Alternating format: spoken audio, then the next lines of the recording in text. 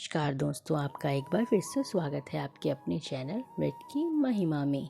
एक बार धर्मराज युधिष्ठिर कहने लगे कि भगवान, मैंने ये शुक्ल एकादशी के व्रत का महात्म सुना है। आप कृपा आषाढ़ कृष्ण एकादशी की कथा सुनाइए। इसका नाम क्या है, महात्म क्या है, यह भी बताइए। श्री कृष्ण कहने लगे कि हे राजन, आषाढ़ कृष्ण एकादशी का नाम योगिनी है।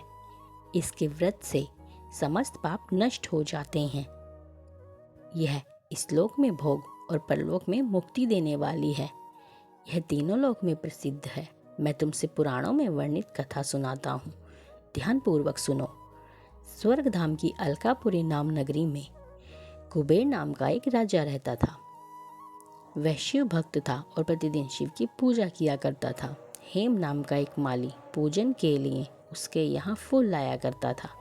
हेम की विशालाक्षी नाम की सुंदर स्त्री थी। एक दिन वह मानसरोवर से पुष्प तो ले आया, लेकिन कामास्तु होने के कारण वह अपनी स्त्री से हास्य विनोद तथा रमण करने लग गया। इधर राजा उसकी दोपहर तक राह देखता रहा।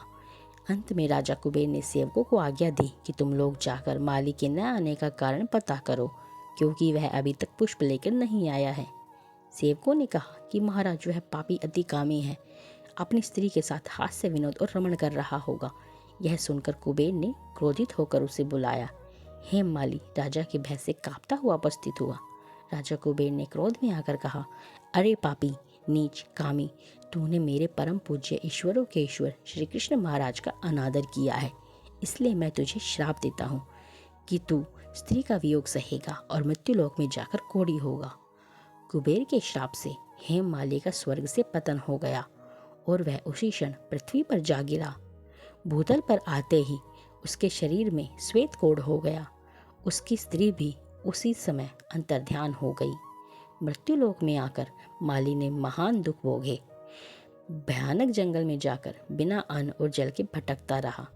रात्रि को निद्रा भी नहीं आती थी, परंतु शिवजी की पूजा के प्रभाव से उसको पिछले जन्म की स्मृति का ज्ञान अवश्य रहा।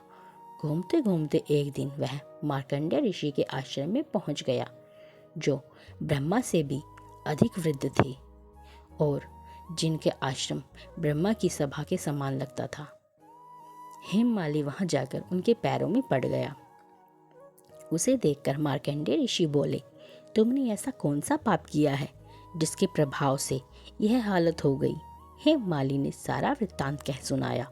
यह सुनकर ऋषि बोले, निश्चित ही तूने मेरे सम्मुख सत्य वचन कहे हैं, इसलिए तेरे उद्धार के लिए मैं यह एक व्रत बताता हूँ।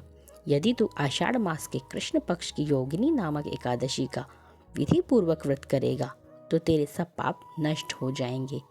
यह सुनकर हेममाली ने अत्यंत प्रसन्न होकर मुनि को साष्टांग प्रणाम किया।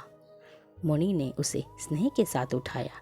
हेममाली ने मुनि के कथानुसार विधि पूर्वक योगिनी एकादशी का व्रत किया। इस व्रत के प्रभाव से अपने पुराने स्वरूप में आकर वह अपनी स्त्री के साथ सुखपूर्वक रहने लगा। भगवान कृष्ण ने कहा, हे राजन, यह योगिनी एकादशी का व्रत 88,000 ब्राह्मणों को भोजन कराने के बराबर फल देता है। इसके व्रत से समस्त पाप दूर हो जाते हैं और अंत में स्वर्ग प्राप्त होता है। धन्यवाद।